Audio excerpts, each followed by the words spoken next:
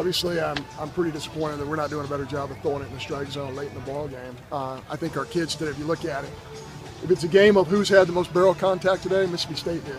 If you're looking at who played the best defense today, Mississippi State did. But you look at that eighth inning, and 3 of those runs scored because they're walks, and we're just not challenging the strike zone. I've likened it to our pitchers right now late in the game are trying to walk through rain without getting wet. It's a very tentative type of approach. It's my responsibility. It's my fault.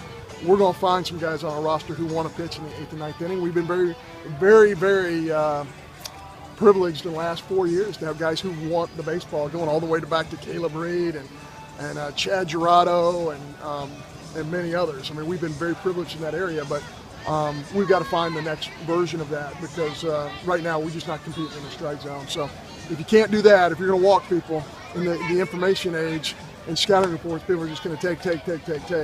You know, it's not a really difficult process. So we got to do a better job with that. You know, their kid Burroughs came in late and he just said, hey, you're going to beat me by swinging the bat. Here's strike, and you get to one guy. And that's what you have to do. And we're in the 8th and 9th innings right now. We're just not doing it. What are the options do you have in the 8th and 9th inning? We'll go up and down our roster because the options we're using right now aren't working right, and that's my responsibility. It's not theirs. It's not Butch's. It's mine.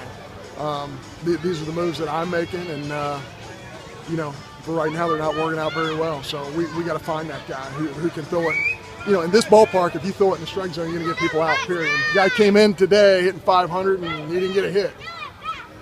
Our ballpark will stop you from getting hits if you challenge the strike zone, and we're not doing that. You know, we give up the bleeder up the middle. Why? Because we're Earnfields in. Why? Because we walk people, to load the bases. If you just get contact right there 3-4 times in a row, eventually we're going to get a double play, or we're going to get a ball hit at somebody. We're going to make plays. We got a very good defensive team.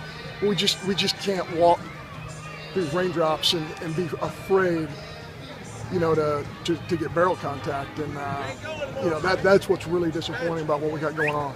Do you think any of it's mental? Because Ross was up 0-2 on before he walked in the run. And then the next 2 misses are huge. They're huge. So Ross is probably trying to put too much pressure on himself. He's been an unbelievable performer here for 4 years. It's not Ross, it's me. You know, if he's missing big, it's my fault. I got to figure out a way to coach him better. Any other questions? How do you get a response back from this?